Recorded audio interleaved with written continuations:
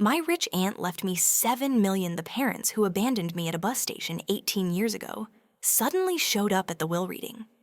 They told the lawyer I was mentally unstable and that they were filing for a conservatorship to protect me and my inheritance. They smirked, thinking they had me cornered. They didn't know my aunt had left me one last secret weapon. It wasn't money, it was a little black notebook. And the moment my lawyer opened it, their smug smiles disappeared forever. Before I tell you what was in that notebook, let me know in the comments where you are watching from on Minister of Revenge. And if you have ever had to fight family for what is rightfully yours, please hit that like button and subscribe. You will not want to miss what happens next. The air in Mr. Patterson's office was thick and heavy. It smelled like old books, expensive leather, and stale grief. My grief.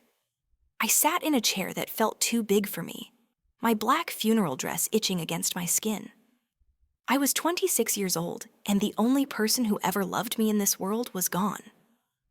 I felt numb, hollowed out like a building after a fire. All the important parts were just ash. The room itself was impressive, I guess. Floor-to-ceiling windows overlooked the Chicago skyline, but all I saw was a gray and different sky. The walls were lined with degrees and certifications, a testament to Mr. Patterson's success. But none of it mattered. The silence in the room was a heavy blanket. Across the massive mahogany desk, Mr. Patterson looked at me with kind, sad eyes. He wasn't just my Aunt Victoria's lawyer. He was her best friend. He was an older, distinguished African-American man. His graying hair perfectly shaped, and his suit was perfect, even if the day was not. He had known me since I was 10, ever since my aunt had found me terrified and filthy at that bus station and brought me into her life. He was family in a way my real family never was. He had been there for my high school graduation. He had advised me when I started my own small marketing consultancy. He was a safe place. He cleared his throat, his voice deep and gentle, a stark contrast to the harshness of my grief. I know this is hard, Maya. Victoria. She was a remarkable woman, more than just a client to me. She was a sister. I tried to nod. My throat felt thick with cement. I couldn't find any words. I just stared at the single-framed photo on his desk. Him and Aunt Victoria at a charity gala, both of them laughing alive and vibrant. A fresh wave of pain hit me. She loved you fiercely. He continued seeming to understand my silence. She was so proud of the woman you became, your business, your strength. She saw all of it. She talked about you constantly. He placed his steady, dark hand on a thick, leather-bound folder that sat between us. It looked ancient, important. She was also meticulous. She knew this day would come. She loved you so much, Maya, that she prepared for it. She prepared for everything. I knew what everything meant. It meant them. The people who shared my blood, but not my life. The people who hadn't called, written, or even sent a single text message in 18 years. A cold dread, separate from my grief, began to creep into my stomach. I just wanted this to be over. I wanted to go back to my aunt's empty house in the Lincoln Park neighborhood, crawl into her bed, and sleep for a week. The silence in that house was deafening, but it was my silence. It was safe. Aunt Victoria had made it safe. "We will make this quick," Mr. Patterson said softly, as if reading my mind. "I know you need to rest. We just have to get through the legal necessities." He put on his reading glasses. The room was deathly quiet. I could hear the faint tick of the grandfather clock in the corner, a sound that usually comforted me, but now just sounded like time running out. I could hear the sound of my own pulse drumming in my ears. He opened the folder. The sound of the thick, expensive paper sliding open was loud in the silence. I, Victoria Henderson. He began his voice clear and formal, taking on the official tone of his profession. Being of sound mind and body, do hereby declare this to be my last will and testament. Slam. The office door burst open. It didn't just open. It was thrown slamming against the interior wall with a crack that made me jump so hard my teeth clicked together. My heart leaped into my throat, pounding like a trapped bird. All the air was sucked out of the room. And then I heard it, a sound I hadn't heard in nearly 2 decades, but my body remembered it instantly. A sound my nightmares were made of. The sharp, aggressive, entitled click-clack-click of expensive high heels on a polished hardwood floor. A sound that always meant that my world was about to be torn apart. Veronica stepped into the room, and all the warmth was sucked out with her. She was 45, but her face was a tight, smooth mask pulled back by expensive procedures. She was poured into a black designer suit that must have cost a fortune. Her light skin a stark contrast to the dark fabric. Her nails were long red and looked like claws. She looked like she was attending a business merger, not a reading of a will for a sister she hadn't seen in nearly 2 decades. Behind her, Leonard, my biological father, filled the doorway. He was 48 tall and broad, wearing a vest and a silk tie. He looked polished and successful, but his eyes, unlike hers, were nervous. They darted from me to Mr. Patterson, and then, most telling of all, to the thick leather folder on the desk. Mr. Patterson, ever the professional, stiffened. His voice became pure steel. "Excuse me, this is a private meeting. Do you have an appointment?" Veronica ignored him.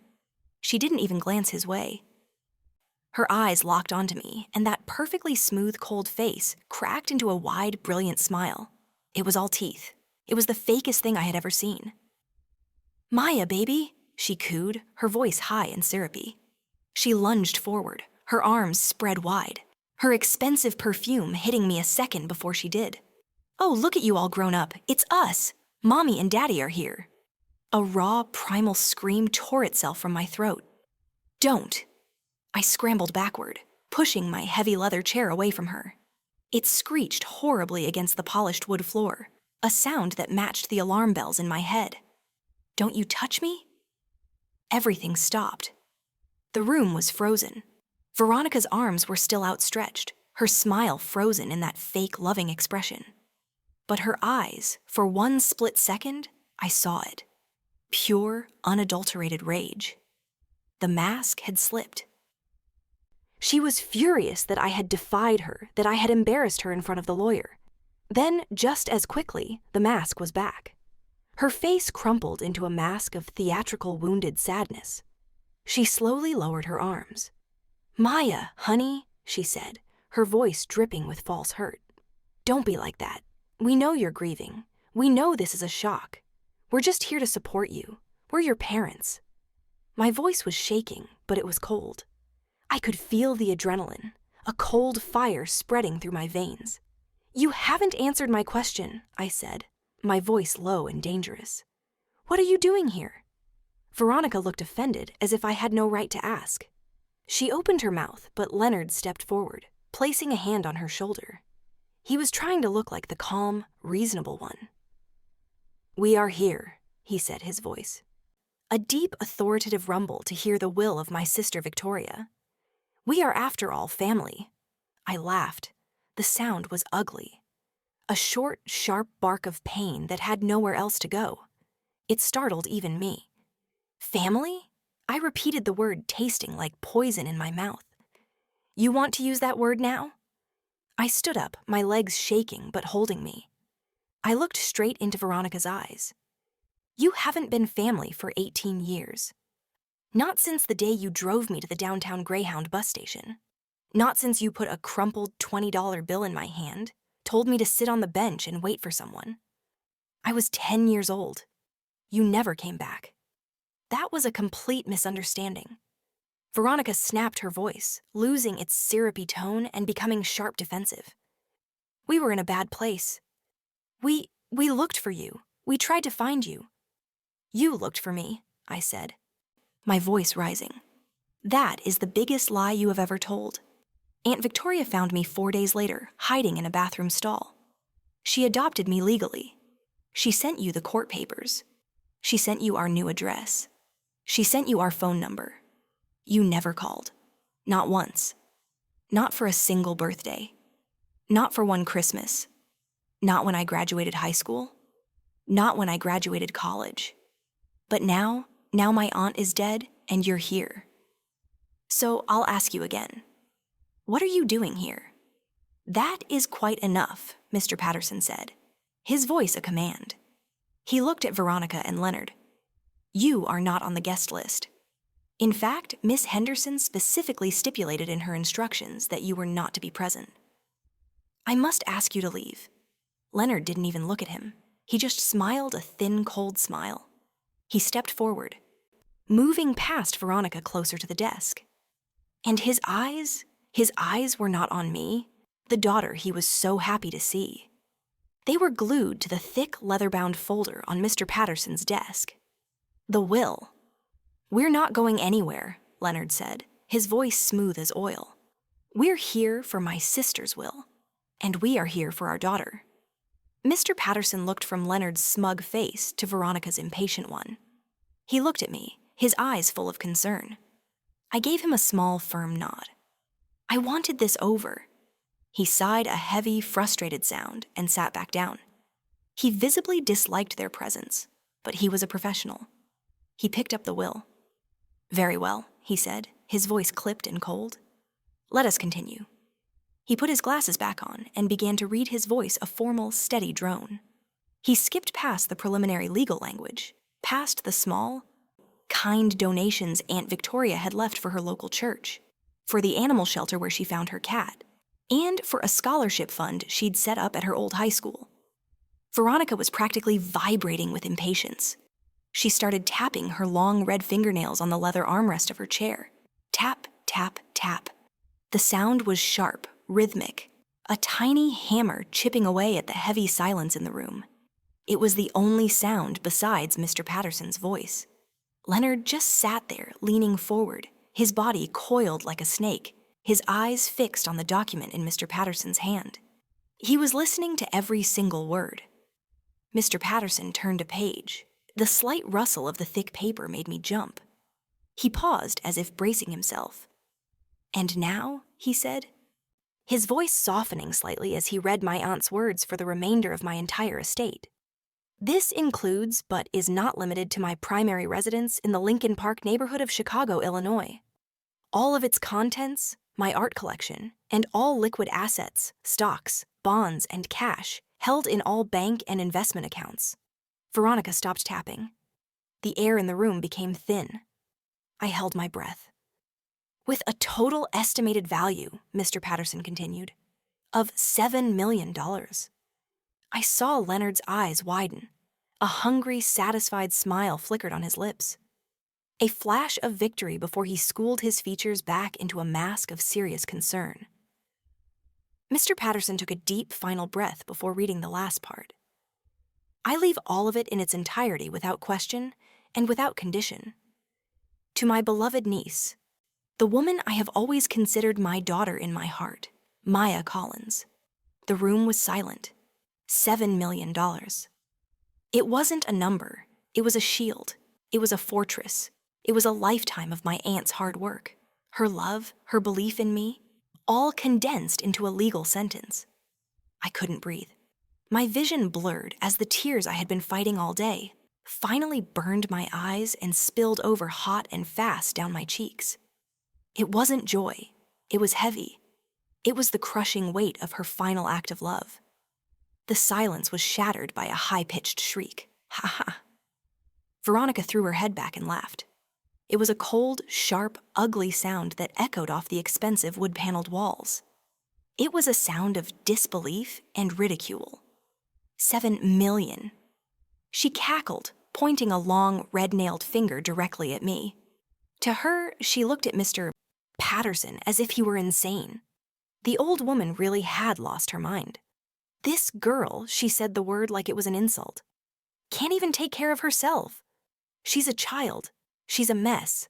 She's probably already in debt. The rage came so fast it almost choked me.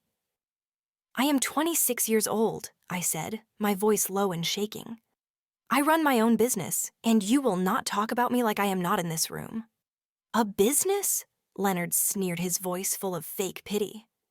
"You mean your little marketing blog?" He stood up slowly, a predator unfolding. He didn't look at me.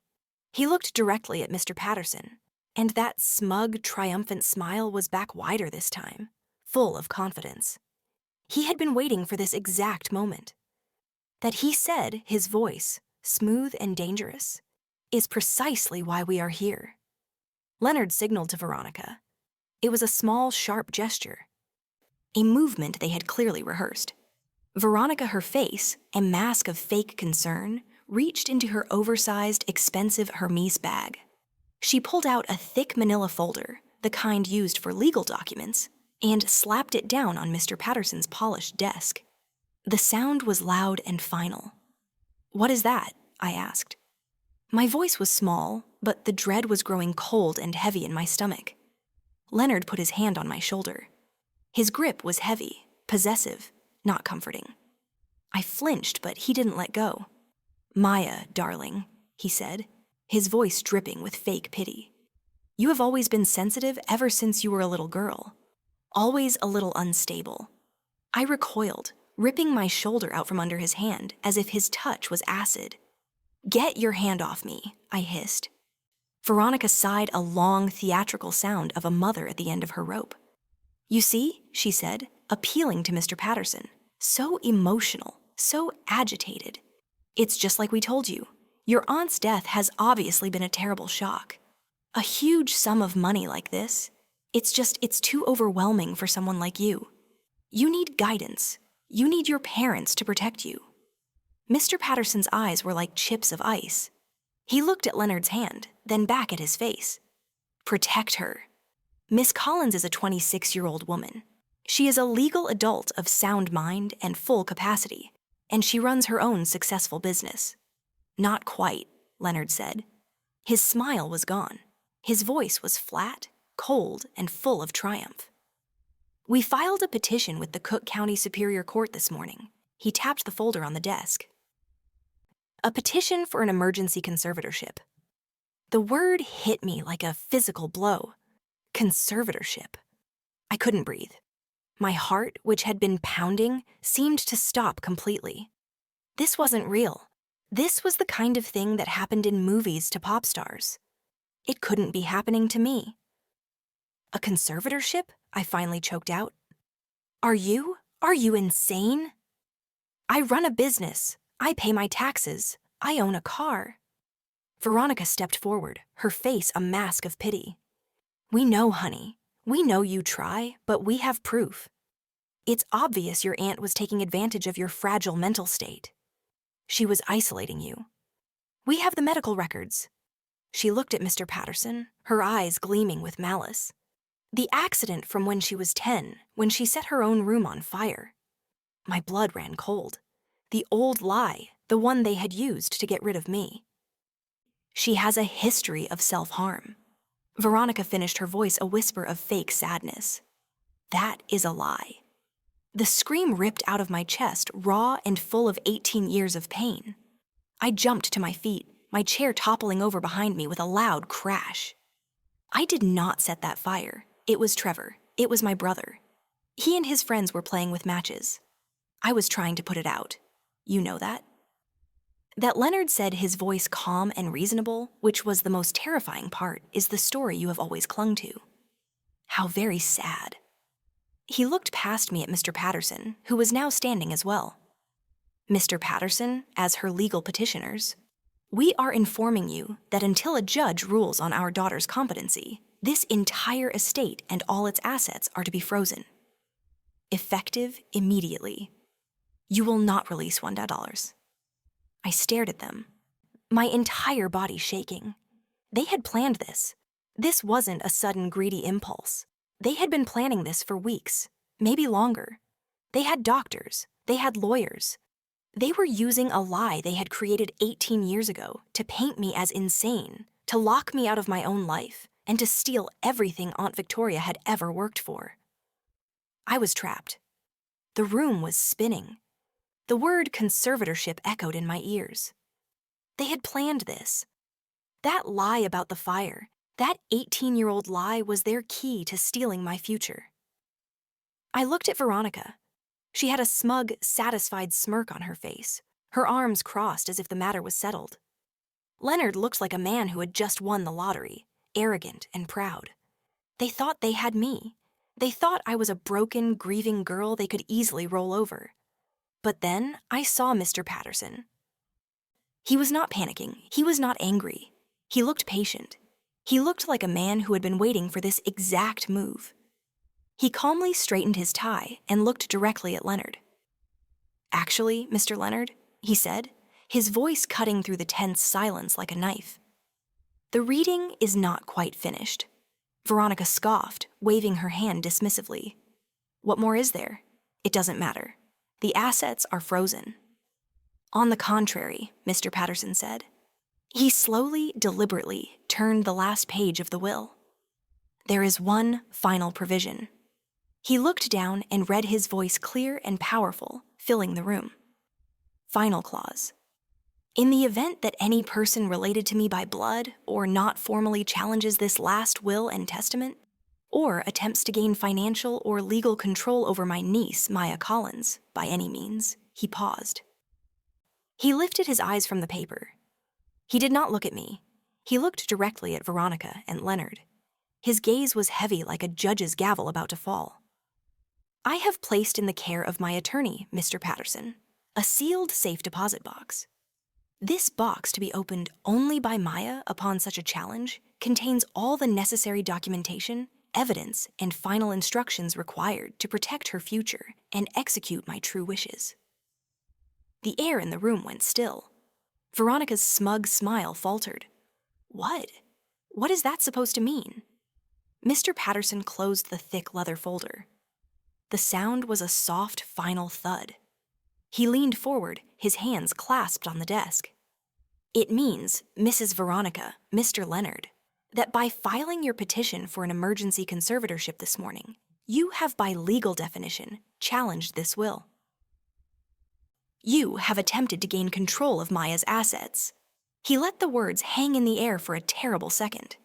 "And in doing so, you have just officially activated Victoria's final line of defense.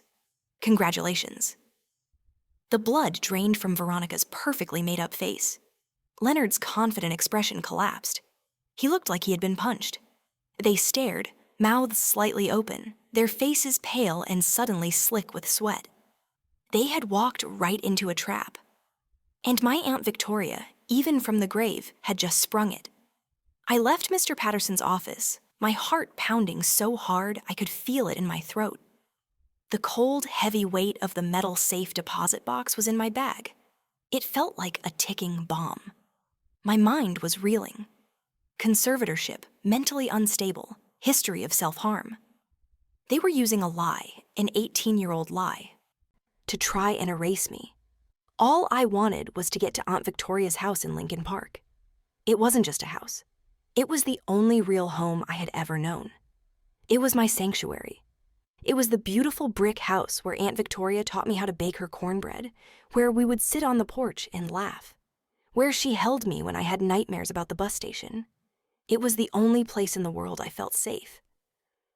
I finally got my new key into the lock. The door swung open. I was expecting the comforting silence of a home that was grieving with me. I was expecting the familiar faint smell of lemon oil and old beloved books. Instead, I was hit in the face by the smell of greasy fast food fried chicken and laughter, loud, obnoxious laughter. The sound of a sports game blaring from the living room television.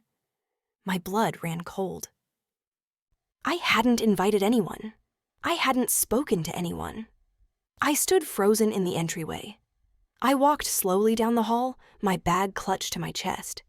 My heart was hammering a frantic bird against my ribs. I turned the corner into the living room, and my world tilted on its axis for the second time that day. My golden child, brother, Trevor, was sprawled out on Aunt Victoria's favorite cream-colored velvet sofa. He was 28 years old, but he still had the same arrogant slouch he'd had at 16. He had his dirty sneakers propped up on her antique wooden coffee table. Empty boxes of Popeye's chicken and biscuit crumbs were scattered on the floor around him. Next to him, his wife Ashley was scrolling through her phone. Ashley was Ashley. She was 28, white blonde, and carried an air of perpetual annoyance, as if the entire world was slightly disappointing to her. They were just eating and laughing like it was a party in my aunt's home. The funeral had been this morning. What? What are you doing? My voice came out as a strangled whisper. Trevor looked up, his mouth full of chicken. He chewed loudly, shamelessly, then swallowed. "Oh, hey, little sister," he said, his voice dripping with sarcasm. "You're finally home. Took you long enough." "What are you doing here?" I asked again, my voice stronger this time. "What is all this? Get your feet off her table." Trevor just smirked. He took another bite of chicken. "Mom and Dad called," he said, wiping his greasy fingers on the sofa's armrest. I winced. "Said the meeting went well. You know, they said you were pretty upset." Unstable was the word. "I think they said you might need some support. So we're here." Support. Ashley finally looked up from her phone, her nose wrinkled in disgust. She stood up, brushing crumbs from her designer leggings. She began to walk around the room, picking up Aunt Victoria's belongings, her face a mask of distaste. She tapped a long acrylic nail against a beautiful hand-carved wooden mask from Ghana that Aunt Victoria had cherished. "Ugh," Ashley said, her voice thin and ready. "This whole place is just so dark." She waved her hand around the room at the rich mahogany wood, the vibrant paintings, the shelves full of Black literature and history. "It's all this ethnic stuff. It's so gloomy. We are definitely going to have to paint everything. A nice clean white. It will brighten the whole place up." I felt the blood drain from my face. Paint it white. She was talking about erasing my aunt, erasing me. Ashley then turned to Trevor and smiled a thin, satisfied, plotting smile. "The master bedroom upstairs is perfect, honey. It gets the best afternoon light. That will be ours, of course." My bag, the one with the metal box, felt like it weighed 1,000 lb. I was speechless. They weren't visiting, they were moving in. "Get out," I finally said. My voice was low, and it was shaking with a rage so deep and so cold it scared me. "Get out of my house, both of you, now." Trevor just laughed, a short barking sound. "Nah, we can't do that." Ashley stepped next to him, patting his arm, the two of them, a united front against me. "Your parents were very clear, Maya," she said, her voice dripping with that fake syrupy pity. "You're not well.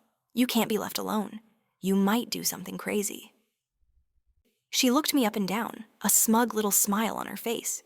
"We're here to watch you. You should probably just get used to it. We're here to stay, at least until your parents officially take over."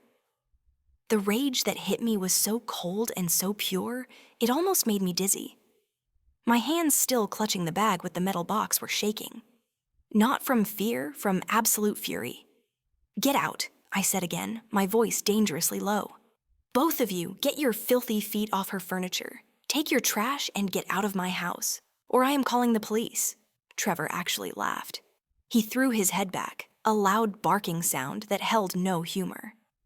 It was the same laugh he used when he broke my bike when I was 12 and told me I deserved it. "Call them," he challenged, dropping his feet to the floor and leaning forward, his greasy smile fading. "Go ahead, Maya." "Pick up the phone." "What are you going to tell them?" "Officer, help me.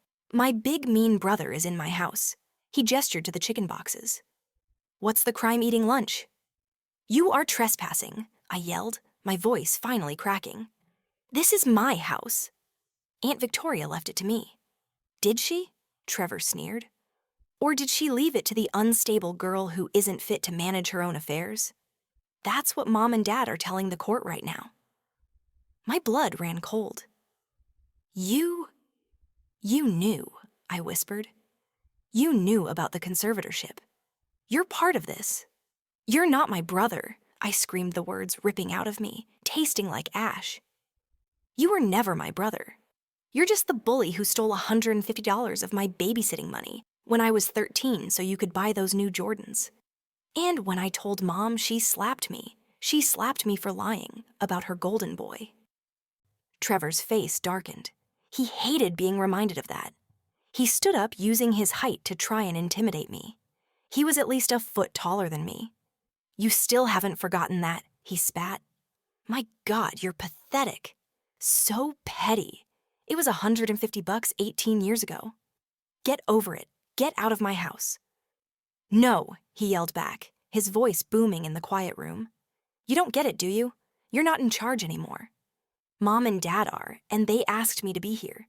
They asked me to look after my unstable little sister." And then his face changed. The anger was replaced by a slow, cruel, understanding smile. He saw the panic in my eyes.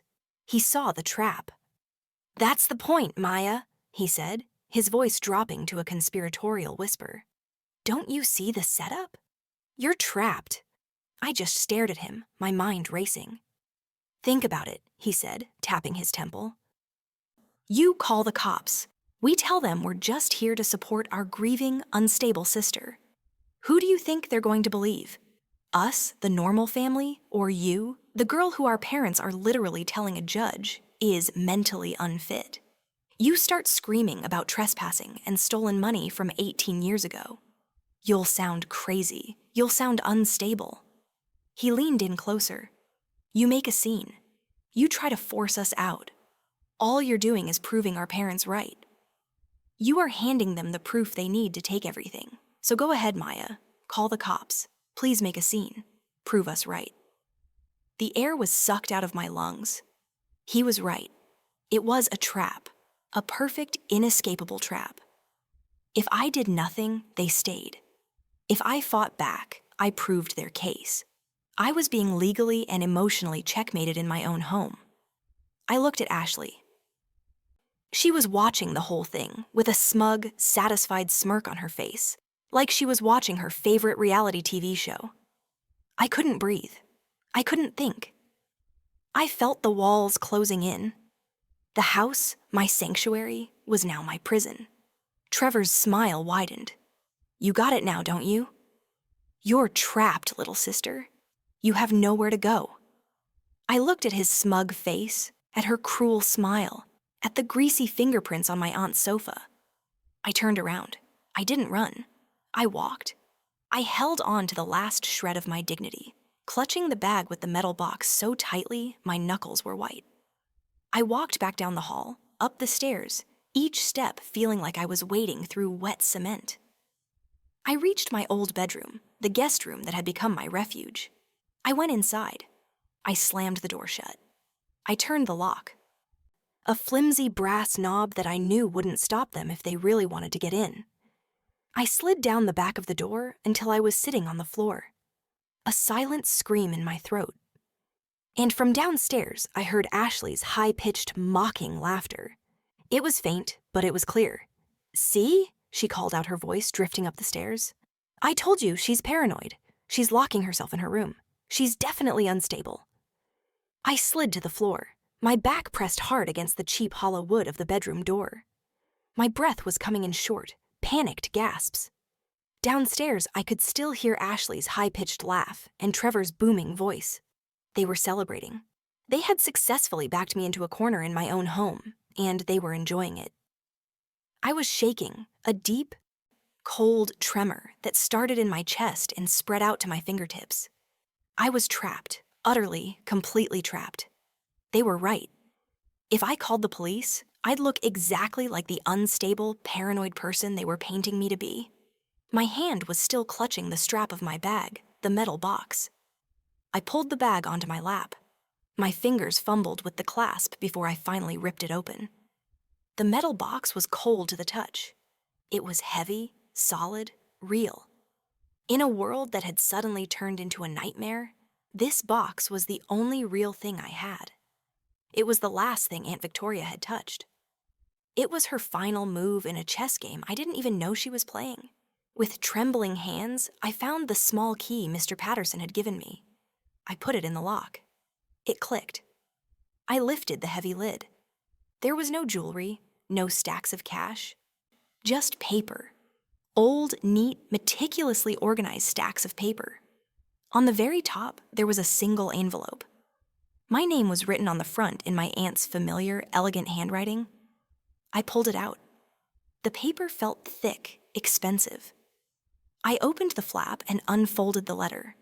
"My dearest Maya," it began. In my head, I heard her voice clear as day, warm, strong, and full of love. "My dearest Maya," her voice echoed in my mind. If you are reading this letter, it means the worst has happened. It means I am gone. And it means Veronica has finally shown her face. I squeezed my eyes shut, a fresh wave of grief hitting me so hard it knocked the breath out of me. "My sister," her voice continued, "your mother. She was always a broken thing. She was a pit of jealousy that could never be filled. She envied my success. She envied my freedom. But most of all, she envied the fact that I had you. She could never forgive me for saving you from them." My brow furrowed. "Saving me. There is something you must know, Maya. A truth I have kept from you to protect you. I wanted to wait until you were older, stronger. I suppose that time is now. You are 26. You are strong enough." I read the next line, and the world stopped. "You have to know the truth, baby. The lie they built everything on. You were 10 years old. That fire that it was Trevor. I always knew it was, but that's not the secret." Her voice in my head was steady, full of a sad resolve. "The secret is what happened at the bus station. Veronica did not abandon you, Maya. It wasn't a mistake. It wasn't a moment of panic. It was a business transaction." My heart stopped. "She called me 4 days before. She said you were damaged goods. She said you were out of control. She said she couldn't handle you anymore. She said she and Leonard wanted a fresh start without you. She knew how much I loved you. She knew I would do anything for you. So she made me an offer. I couldn't breathe. She didn't abandon you, Maya. She sold you to me." A memory sharp and bright and brutal flashed in my mind. A memory I had pushed down for 18 years. Me, 10 years old, being yanked by the arm out of the car. Veronica's nails digging into my skin. "Sit here," she hissed, shoving me onto the hard plastic bench of the Greyhound station. "And don't you move. Someone is coming to get you." "Mommy," I had whimpered, clutching my backpack. "I'm scared. Where are you going? Don't leave me." She had knelt down, her face close to mine. Her eyes were cold like black stones. And she said the words I would never forget. "I am not your mommy anymore." Back in my room, I was sobbing. A raw, ragged, silent scream tore from my chest. I wasn't abandoned. I was sold. My eyes blurred with tears, but I forced myself to read the last line on the page. She demanded $60,000 in cash. My aunt's voice said in my head, full of an old, cold anger. I met her at a diner. I paid her. I would have paid $1 million. I would have paid anything to get you away from her. I dropped the letter, my whole body shaking. $60,000. That was my price. I sat there on the floor. The letter crumpled in my fist. The word sold echoed in the silent room. $60,000. That was my price. The grief I felt, the deep, agonizing loss of my aunt, was suddenly overshadowed by a new emotion. A cold, sharp, and clarifying anger. It burned away my tears. It steadied my shaking hands. My aunt had not just left me money. She had left me an arsenal. I wiped my face. My breath no longer a sob, but a slow, steady inhale. I looked back into the metal box. My movements were no longer frantic. They were deliberate. Underneath where the letter had been, there was another document. It was folded, the paper thick and yellowed with age. It looked official. I unfolded it. My eyes scanned the top. It was a legal document. The title was typed in all caps. Contract of Parental Rights Relinquishment. My heart hammered against my ribs. I read the text.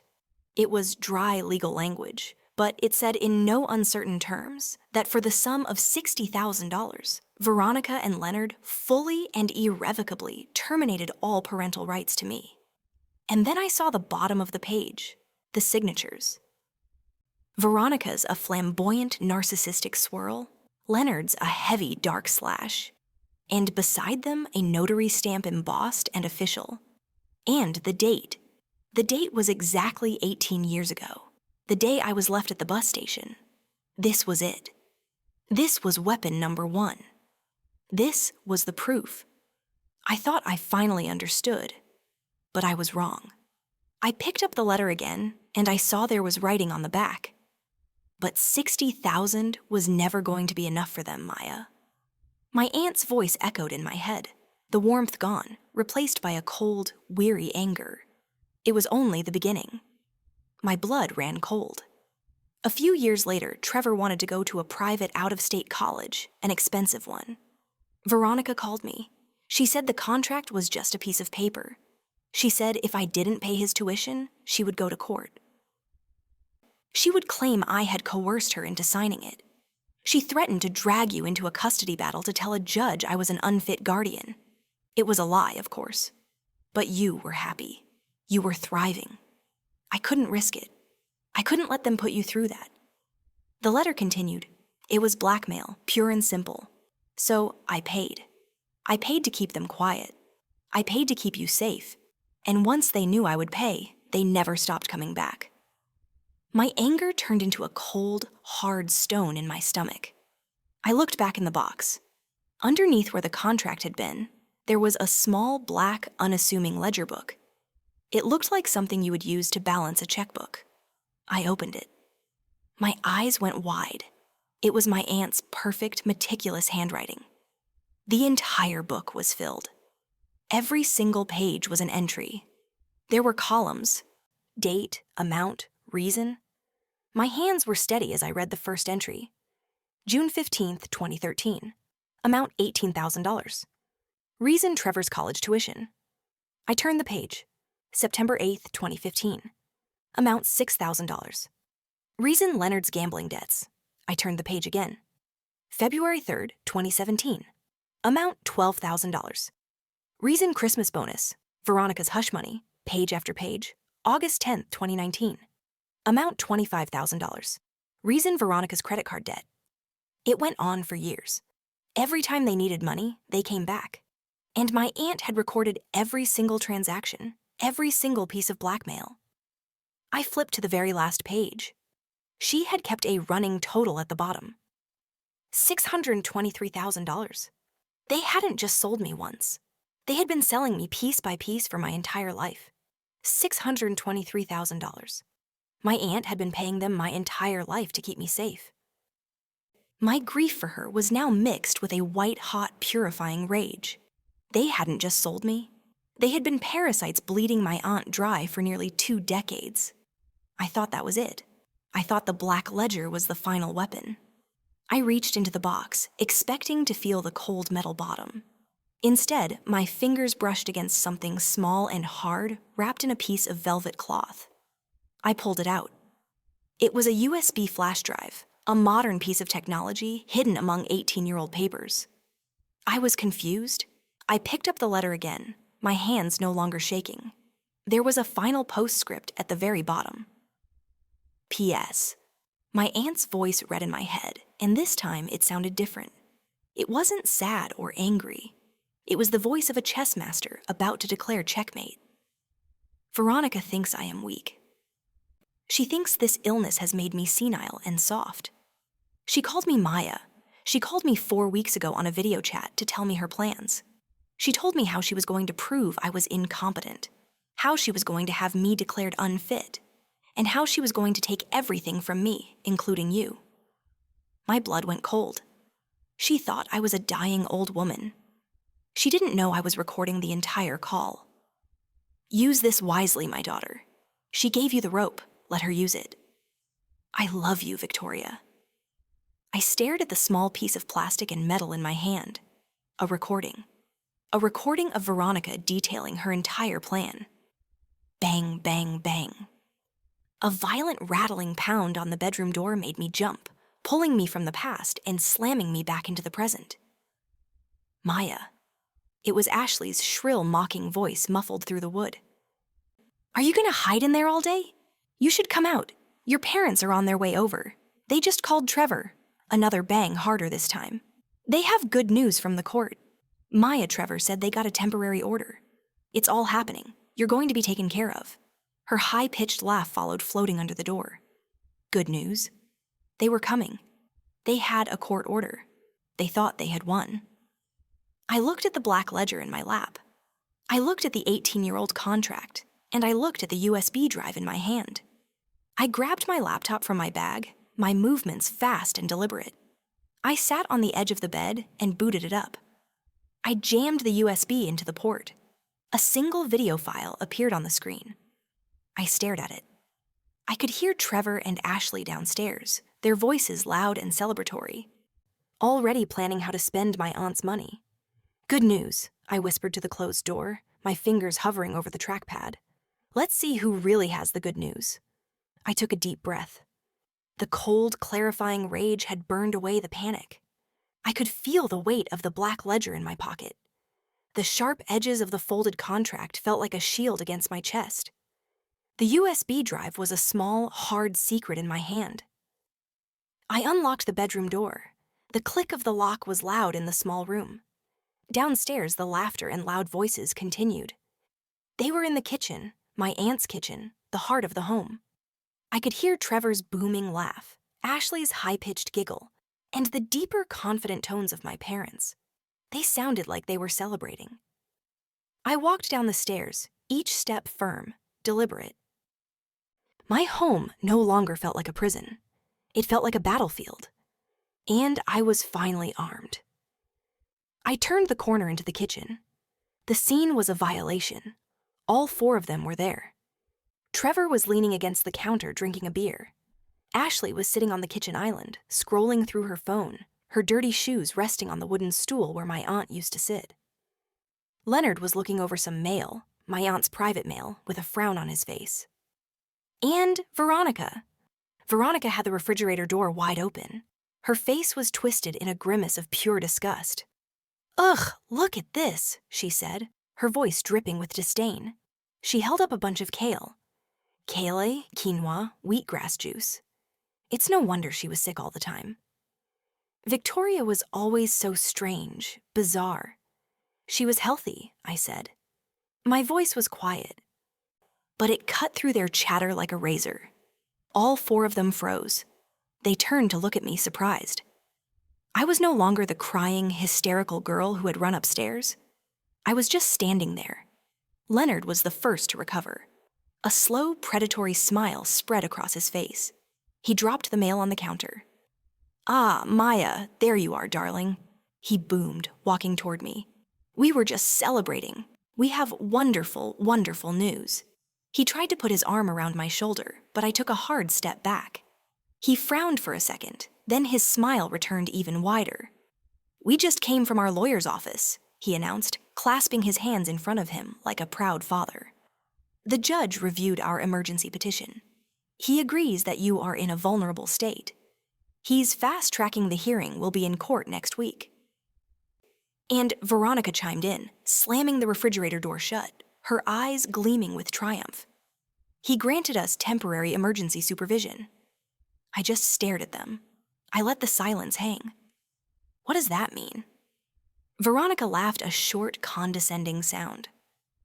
Oh, honey, what that means in small words that you can understand is that until the judge sees you, not one single financial decision can be made without our approval. You can't write a check. You can't use a credit card. You can't even pay the light bill. She swept her arm around the beautiful kitchen. Everything is frozen, under our control. For your own protection, of course. Trevor, still leaning against the counter, raised his beer bottle in a toast. See, good news, he sneered. I told you, you should be nice to us, little sister. He patted his own pocket. Maybe if you cooperate, be a good girl. Mom and Dad will give you a nice little allowance from your own money. He and Ashley laughed. The four of them stood there, a united wall of greed, their faces smug and triumphant. They thought they had won. They thought they had broken me. They were just waiting for me to cry, to scream, to fall apart, to prove them right. I was quiet. I let them enjoy their moment. Then I slowly walked past them. I walked to the solid butcher block kitchen island in the center of the room. It was the heart of the house. It was where Aunt Victoria and I had rolled out dough for cookies, where we'd snapped green beans, where we talked for hours. I reached into my pocket.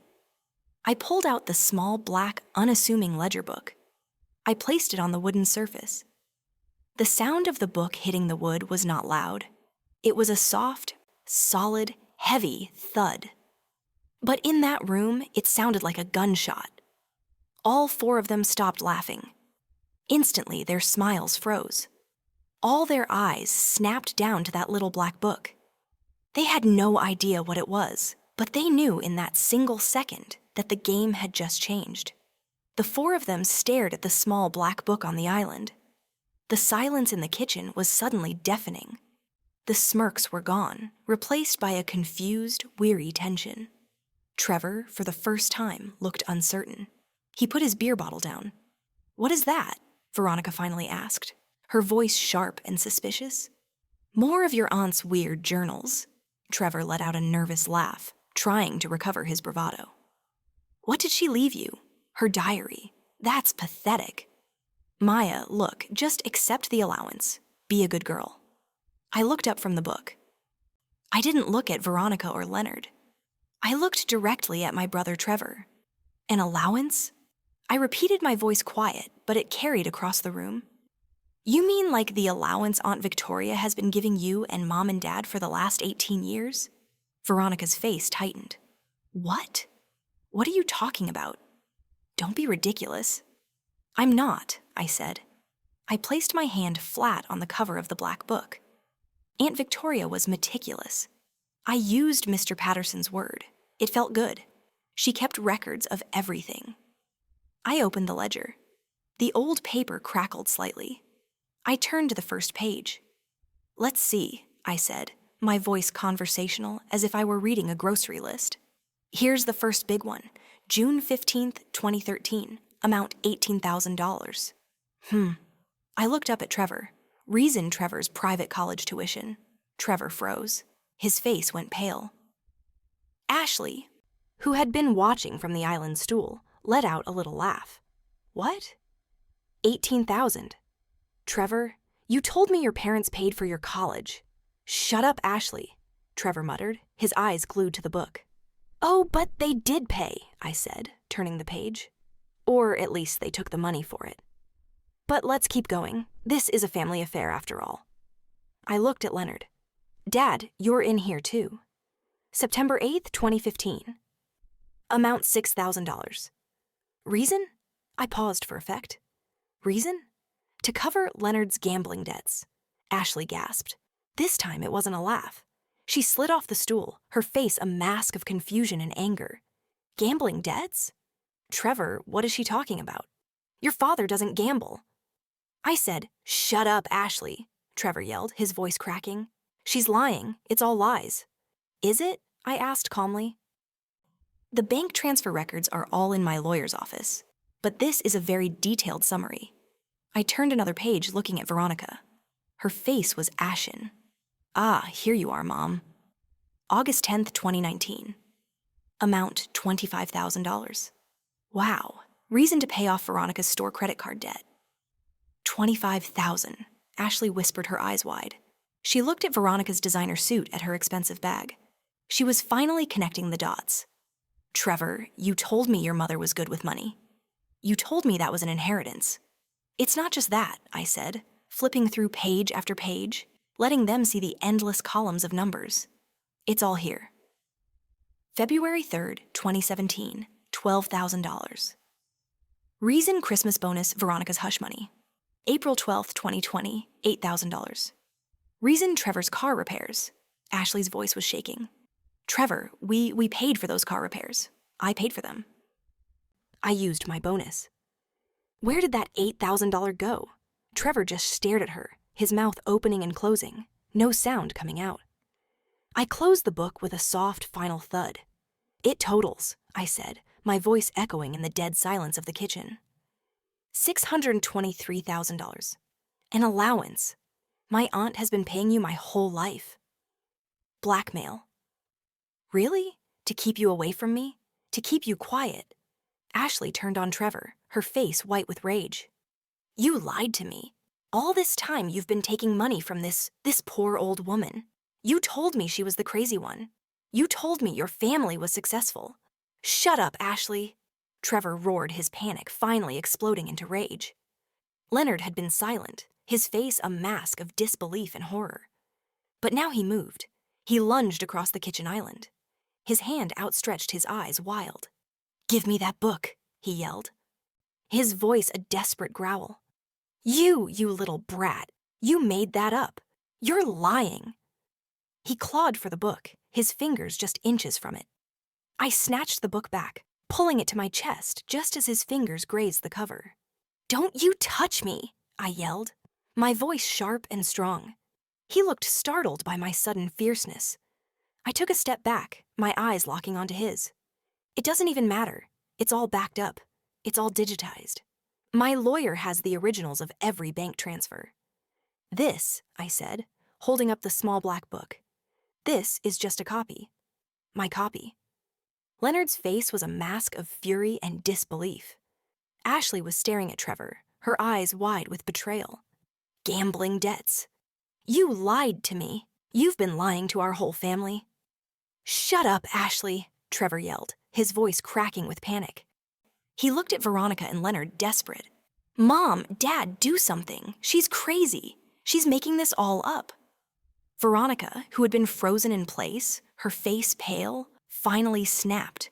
Her eyes, which had been wide with shock, narrowed into slits of pure hatred. Crazy, she shrieked, her voice rising. Of course she is. She's just like my sister, lying, manipulative. She took a step toward me, her finger pointing at my face. And so what? So what if Victoria gave us money? She owed us. She owed us for what she did. The kitchen went silent. I just stared at her. I didn't say a word. I let her talk. I let her dig her own grave. She felt guilty. Veronica continued scrambling for a justification. She knew she was wrong. She knew she had no right. She stole my daughter from me. There it was, the word. The one word my aunt had been waiting 18 years for her to say. Stole, I whispered. The room was so quiet I could hear the hum of the refrigerator. Stole, I repeated louder this time. I let the black ledger fall from my hand onto the kitchen island. It didn't matter anymore. It was just the opening act. Is that what you call it? Veronica stealing? I reached into the front pocket of my jeans. My hand closed around the thick folded document. The contract weapon number 2, I pulled it out. Leonard saw it. His eyes widened in horrified recognition. He knew what it was. He tried to speak. Veronica, wait. But it was too late. I unfolded the yellowed 18-year-old paper.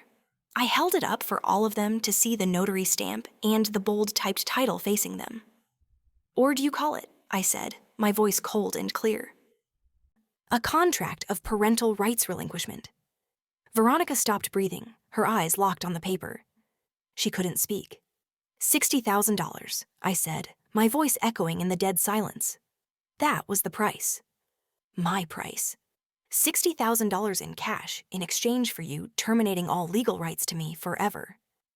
That wasn't stealing, Mom. That was a sale. Leonard stumbled backward like he had been physically shoved.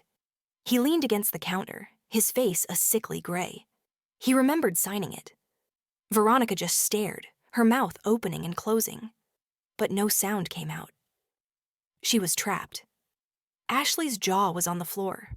I held the silence for a long, terrible moment.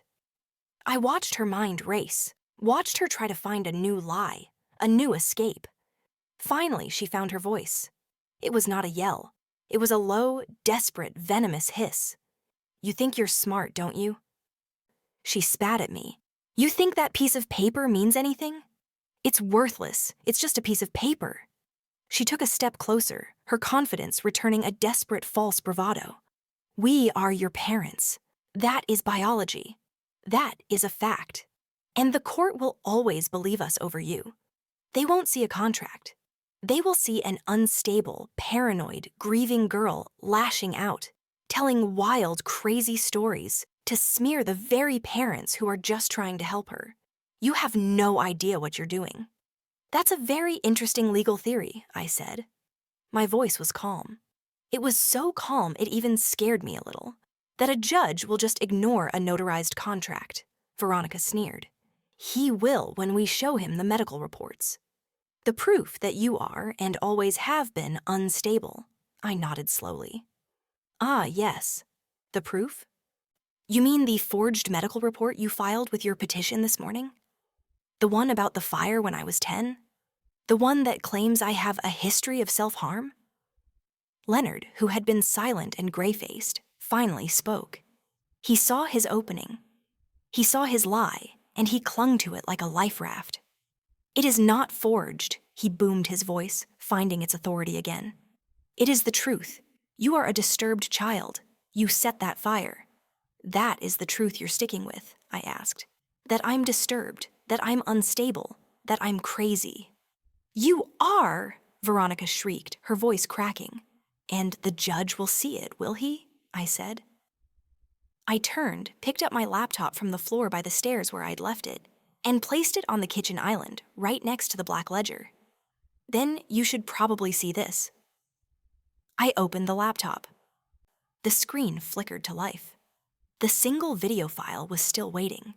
The four of them just stared at the computer, a new confused dread dawning on their faces.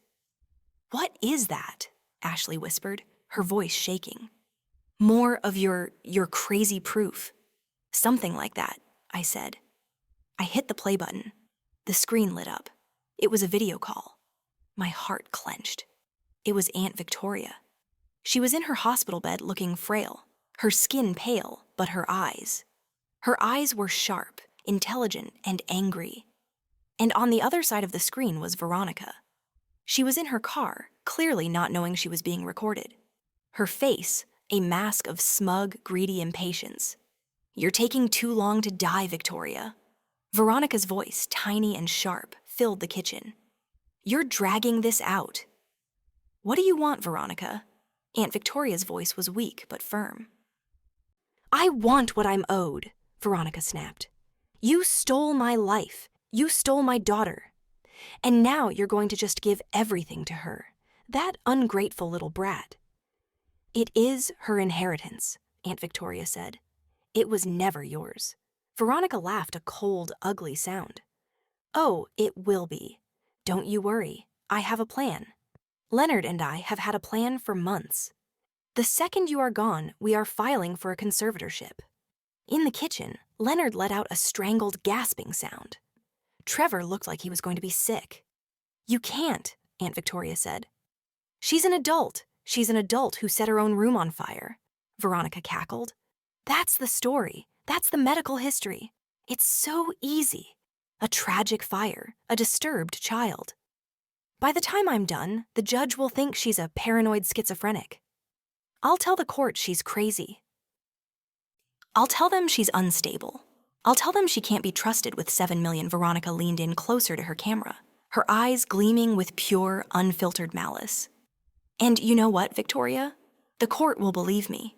They always believe a grieving, concerned mother. When you're dead, I will take everything. I will take the house. I will take the money.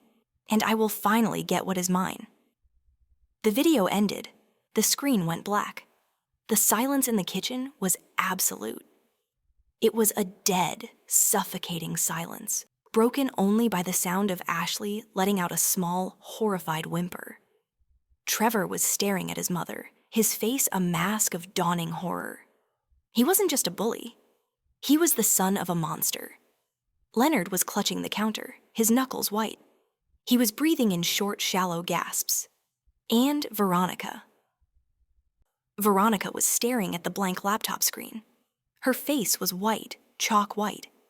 She wasn't just afraid. She was destroyed. She had just watched her own soul, her own evil played back to her. She had just confessed her entire criminal conspiracy. I let the silence stretch out, letting them drown in it. Then, slowly, deliberately, I closed the laptop. The soft click echoed in the kitchen like a gavel. I looked at Veronica. Her eyes were wide, terrified. "You're right, Veronica," I said, my voice quiet, conversational. A court might always believe a grieving mother. I picked up the black ledger. I tapped it against the folded contract. But do you know who they believe even more than a grieving mother? Do you know who they believe more than a notarized contract? More than a video confession? More than anyone? I paused, letting her dread build. The IRS. The following week, I walked into the Cook County Courthouse. The air was cold and sterile. It smelled like old paper and floor wax. The ceilings were too high, and every small sound a cough of footstep on the marble echoed. This was not my world. This was a world of hard wooden benches, fluorescent lights, and grim-faced people. Mr. Patterson walked beside me, his face calm and unreadable. We sat at the defense table. Across the room at the petitioner's table sat Veronica and Leonard. They were dressed for the part. Veronica wore a modest, high-necked navy blue dress. Her makeup was subtle, her expression one of deep maternal concern. Leonard wore a simple suit, his hands clasped in front of him, his face a mask of a worried, responsible father. They looked perfect. They looked like victims.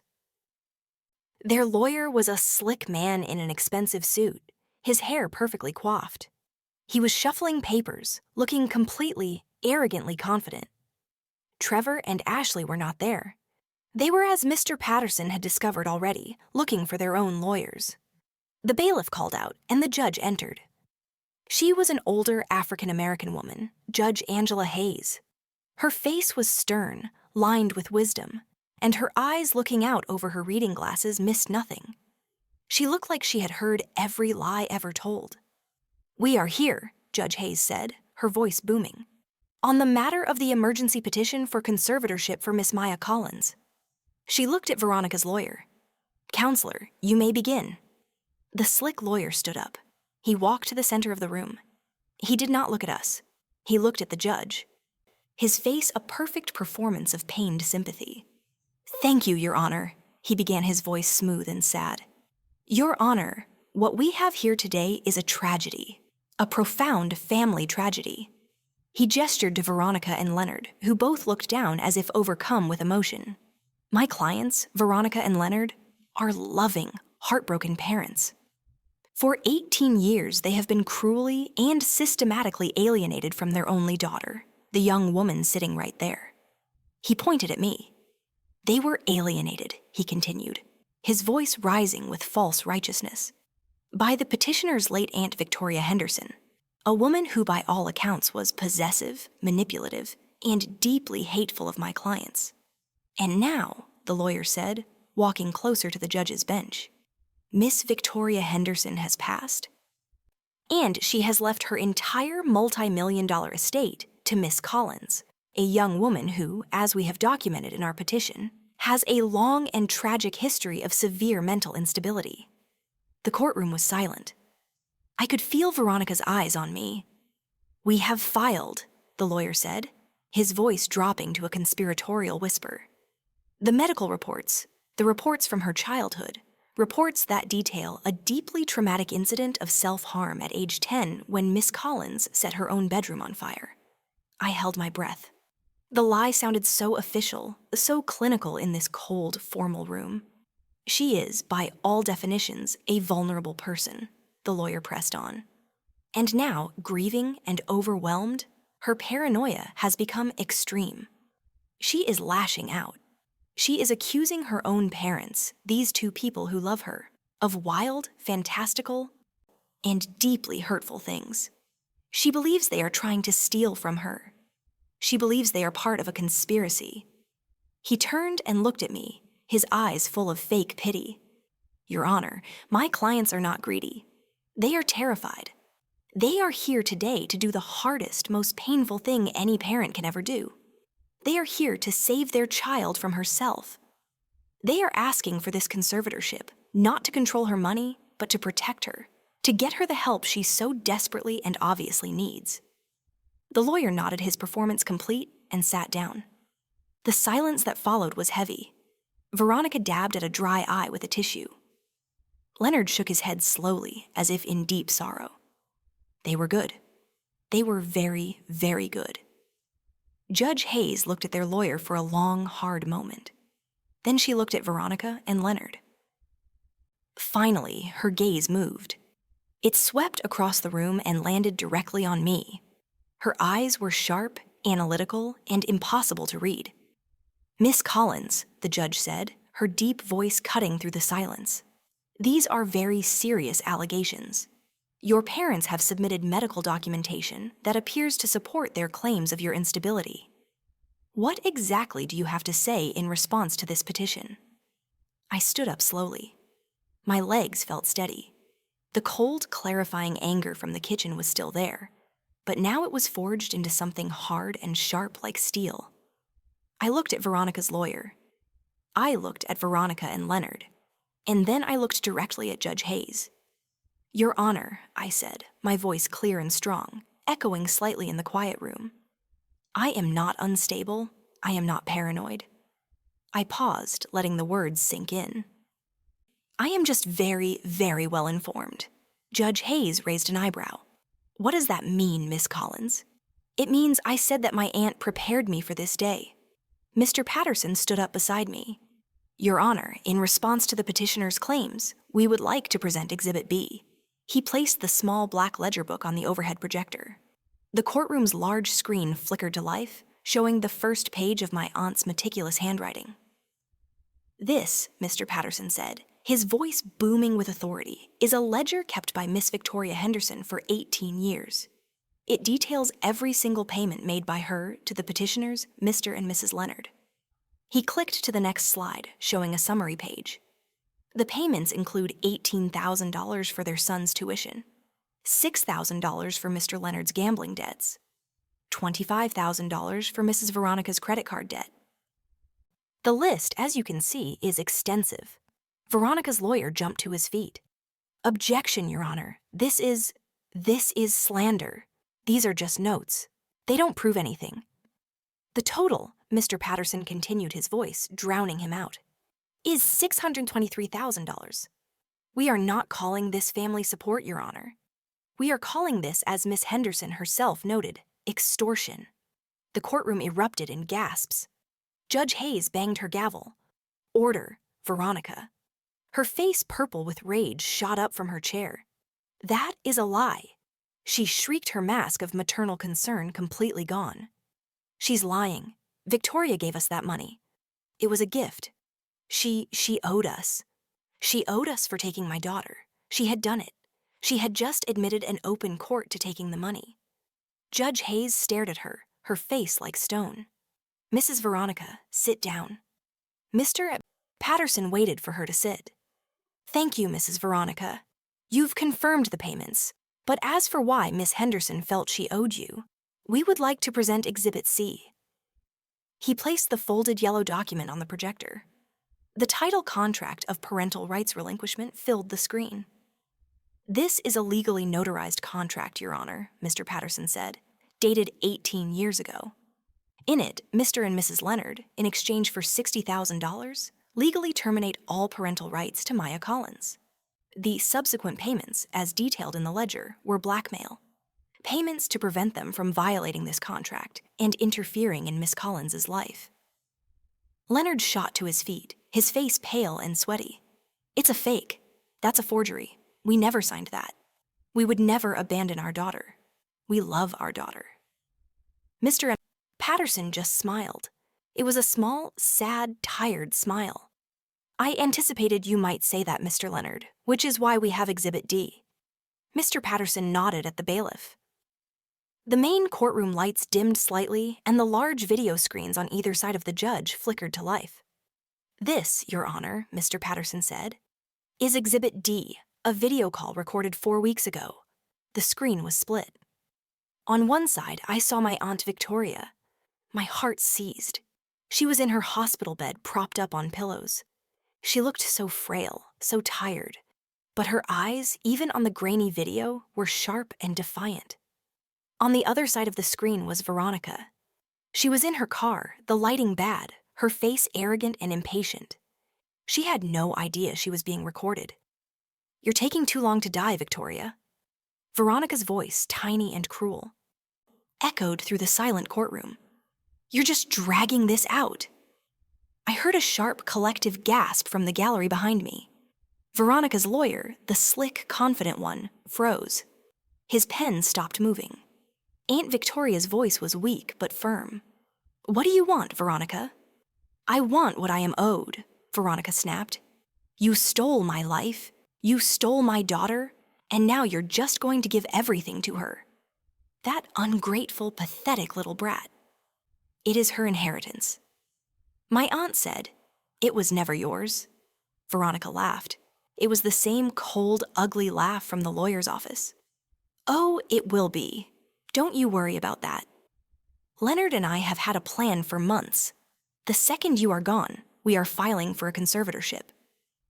At the petitioner's table, Leonard made a small, strangled sound. He looked at his lawyer, his eyes wide with pure panic. "She's an adult, Veronica," my aunt said. "She's not that 10-year-old girl you threw away. She might as well be." Veronica cackled. "That's the best part. She's the girl who set her own room on fire. That's the story. That's the medical history. It's so easy. A tragic fire, a disturbed child. By the time I am done, the judge will think she's a paranoid schizophrenic. I will tell the court she is crazy. I will tell them she is unstable. I will tell them she cannot be trusted with 7 million." Veronica leaned in closer to her phone's camera, her eyes gleaming with pure, unfiltered malice. "And you know what, Victoria? The court will believe me. They always believe a grieving, concerned mother. When you are finally dead, I will take everything. I will take the house. I will take the money. And I will finally get what is mine." The video ended. The screens went black. The silence in the courtroom was absolute. It was a heavy, suffocating, dead silence. I could hear Veronica's lawyer letting out his breath in a long, slow, defeated hiss. In the back row, where I hadn't even noticed them, I saw Trevor and Ashley. They had been ordered to appear. Ashley's face was ashen. She looked at Trevor, her eyes wide with horror, and grabbed his arm. Trevor, looking terrified, nodded. Quietly, like rats leaving a sinking ship, they both stood up and slipped out the side door of the courtroom. While everyone was still staring at the blank screens, I turned my head. I looked at Veronica and Leonard. They were frozen. They were not just pale, they were gray. They were staring at Judge Hayes, their faces masks of pure, unadulterated horror. They were two criminals who had just listened to their own full confession. Judge Hayes slowly took off her reading glasses. She polished them, her movements slow, deliberate. She put them back on. She looked at Veronica. She looked at Leonard. Her face was like stone. "Mrs. Veronica," she said, her voice dangerously quiet. "Mr. Leonard." Judge Hayes looked down from her bench. Her face was a mask of cold, controlled fury. The entire courtroom was so quiet, I could hear the sound of Veronica's ragged, panicked breathing. Her slick lawyer was staring at his notes, his face pale as if he could not believe what he had just heard. He was completely silent. He had no defense. "Mrs. Veronica, Mr. Leonard," Judge Hayes said again, her voice low and dangerous, cutting through the silence. "This court has heard your petition. You came in here today under the guise of being concerned parents. You filed sworn statements, including a forged medical document claiming your daughter, Miss Collins, is mentally unstable and a danger to herself." She leaned forward, her eyes narrowing. "What this court has just witnessed is not a hearing for a conservatorship. What this court has just witnessed is the unraveling of a conspiracy. This is evidence of profound calculated fraud. This is evidence of perjury. This is evidence of a criminal attempt to defraud Miss Collins of her rightful inheritance." Veronica's lawyer, finally finding his voice, shot to his feet. "Your Honor, I must object." My clients they were emotional. That video, it's taken out of context. Clearly, Mrs. Veronica was just venting, grieving. "Sit down." "Counselor," Judge Hayes commanded, her voice like thunder. Sit down before I hold you in contempt. Are you seriously trying to tell me that a detailed multi-month plan to file a fraudulent medical report and lie to a court of law is venting? The lawyer sank back into his chair, his face slick with sweat. He was done. At our table, Mr. Patterson slowly, calmly stood up. He buttoned his suit jacket. He looked at Veronica and Leonard, not with anger, but with a kind of profound, weary sadness. "Your Honor," he said, his voice respectful but firm. "Just one final matter for the court to consider." Judge Hayes nodded at him. "Proceed, Mr. Patterson. We have established," Mr. Patterson said, "that my late client, Miss Victoria Henderson, was a meticulous and law-abiding citizen. Her taxes were filed perfectly every year of her life. She accounted for every dollar. We have also established by their own admission that Mr. and Mrs. Leonard have received over the last 18 years a sum totaling $623,000 from Miss Henderson." He paused, letting that number hang in the air. "My client, Miss Henderson, categorized these payments as extortion and blackmail. Mr. and Mrs. Leonard have claimed today in open court that these payments were gifts. Either way, that is a very substantial amount of income." He turned very slowly to look directly at Veronica and Leonard. Their faces were frozen in a mask of pure, uncomprehending terror. "So my final question is this," Mr. Patterson said, his voice quiet, almost conversational. "My client always paid her taxes.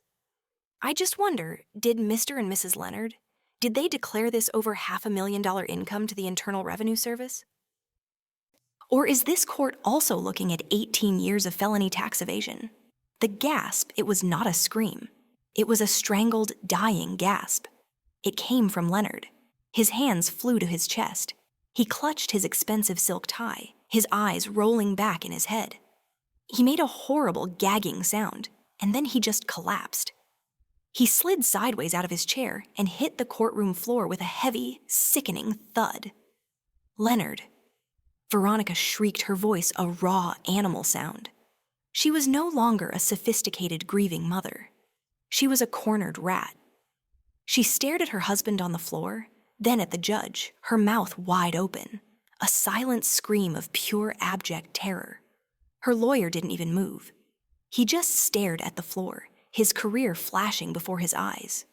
The bailiff rushed toward Leonard. Medical emergency. Judge Hayes was already on her feet. She banged her gavel, the sound like a cannon shot over and over. Order, order in the court. The room was chaos, but above it all, her voice rang out clear and final. "The petition for conservatorship is denied with extreme prejudice. This court finds that this was a bad faith filing based on fraud and perjury. I am referring this entire case file, including all exhibits, the video, the contract, and the ledger, to the Cook County District Attorney's Office for immediate criminal investigation into conspiracy to commit fraud, perjury, and extortion. And I am sending a certified copy of this entire transcript, along with Exhibits B and C, directly to the Criminal Investigations Division of the Internal Revenue Service. This court is adjourned." I pushed through the heavy wooden doors of the courtroom. The air in the hallway was cold and still a sharp contrast to the chaos I had left behind. Inside that room, my world had been on fire. I could still hear the echoes, Judge Hayes's gavel cracking like thunder, the sound of Leonard hitting the floor, Veronica's raw animal shriek, and the bailiff yelling for a medical unit. It was the sound of a dynasty of lies, finally violently collapsing in on itself. Mr. Patterson walked out beside me. He calmly adjusted his suit jacket, his face grim but satisfied. He looked at me, his eyes no longer just sad, but full of a deep, profound respect. "Well," he said, his voice quiet in the marble hallway, "that is that." I leaned against the wall, my legs suddenly weak. The adrenaline that had been holding me up for a week for my entire life was gone. It left behind a vast, hollow emptiness. I was free. But I felt like I had just run a marathon. "What? What happens now?" I asked. My voice sounded small. "Now," he said, "you live your life, Maya." He put his briefcase down and looked at me. They will not be bothering you again ever. The court order, the petition is denied. He said the freeze on your assets is gone. You are in the eyes of the law exactly what you have always been, a competent, intelligent adult, and the sole rightful heir to your aunt's estate. I let out a breath I felt like I had been holding for 18 years. And them, Veronica Leonard, Mr. Patterson's face hardened. That, I imagine, is just beginning. What Judge Hayes did in there, that was not just a ruling, it was a referral. She sent the entire case, all of our evidence, directly to the district attorney for criminal investigation. Criminal? I whispered. Perjury? He listed, ticking them off on his fingers, conspiracy to commit fraud, filing a false medical report, and that is just the beginning. But honestly, the DA is the least of their worries. He picked up his briefcase. The IRS, he said, his voice dropping. The Internal Revenue Service. They do not play Maya. The DA might have to prove intent to defraud. The IRS only has to prove they received over $500,000 and did not pay taxes on it. And they admitted to receiving the money right there in open court. It is a simple, open and shut case of felony tax evasion. The scale of it was staggering. So, what happens to them? They will be audited back 18 years, he said, as we began to walk toward the courthouse steps. Every dime they ever had will be scrutinized. They will be bankrupted, their assets will be seized, their accounts frozen. And given the amount and the criminal nature of the income, I would be very surprised if they both avoid prison time. I stopped at the top of the wide granite steps. The Chicago skyline was in front of us, the afternoon sun, bright and clear. The world looked different. Prison, I said, testing the word. You reap what you sow, Mr. Patterson said simply. A single tear, not of sadness, but of a profound, heavy, impossible release, finally rolled down my cheek. She knew, I whispered, looking out at the city. Aunt Victoria, she knew they would come for me. She planned for all of this, the ledger, the contract, the video. She built all of it to protect me, even after she was gone. Your aunt was the smartest woman I ever knew, Mr. Patterson said, standing beside me. She did not just leave you her money, Maya. She left you a fortress. She left you the weapons. All you had to do was be brave enough to use them. I wiped the tear away. I felt a new strength, a quiet, solid core of it settling inside me. She was. As we stood there, a flash of movement at the curb across the street caught my eye. A black Uber was pulling away, speeding off into traffic. I saw them just for a second in the back seat, Trevor and Ashley. They must have slipped out the side door as soon as the video started. They had not waited. They had not stayed to see what happened to their parents, to the people they were conspiring with. They had just run. They had abandoned them just as they had all abandoned me. They even abandoned each other in the end. I just watched the car disappear. I did not feel anger. I did not feel sadness. I felt nothing. They were gone. They were just irrelevant. 1 month later, the sound of my digital pen scratching against my tablet was the only noise in the room, accompanied by the low hum of my computer. Sunlight, bright and warm, streamed in through the massive, clean windows. I had taken down all the old, heavy velvet drapes. The house was transformed. It was my house now, my sanctuary. The living room, once a dark museum of old furniture, was now my studio. My state-of-the-art workstations were set up against one wall. The walls were painted a bright, warm white, just as Ashley had wanted. But instead of being sterile, they were alive. I had taken all of Aunt Victoria's beautiful African art, the masks and sculptures Ashley had called gloomy and ethnic, and I had hung them proudly, integrating them with my own modern, vibrant digital designs. It was a fusion of her past and my future. It was perfect. I was working, truly working for the first time in weeks. I was designing a new digital brand for a local Black-owned business. I was focused. I was peaceful. My phone buzzed on the desk. I glanced at the caller ID, Mr. Patterson. I smiled and picked it up. Mr. Patterson, I was just thinking about you. Good thoughts, I hope." He laughed. His voice was warm. "I just wanted to give you the final update, Maya. The one I know you have been waiting for. Oh, I just got off the phone with the IRS investigator assigned to the case. He said they have officially frozen all assets belonging to Veronica and Leonard. Every bank account, every stock, their house. It is all locked down, pending the criminal fraud and tax evasion charges." "Wow," I said softly. "It is really over," and he said, and I could hear the smile in his voice. "There is one more piece of news. They followed the money trail from your aunt's ledger, starting with that first tuition payment. They flagged it as the seed money for the entire extortion scheme." My breath caught. What does that mean? It means, he said, that because Trevor was the recipient of those funds, and because he was an active part of the conspiracy, he was officially named as a co-conspirator. As of 10 this morning, the IRS has frozen his primary bank accounts too. The final loose end, the golden child, the one who had stood in this very room and told me I was trapped. He had not gotten away. "Thank you, Mr. Patterson," I said, a feeling of pure light freedom washing over me. "Thank you for everything." "You did the hard work, Maya," he said. "You just needed the tools. Enjoy your life. You have earned it." We said goodbye and I hung up the phone. It was over completely. I turned in my chair and looked at my desk.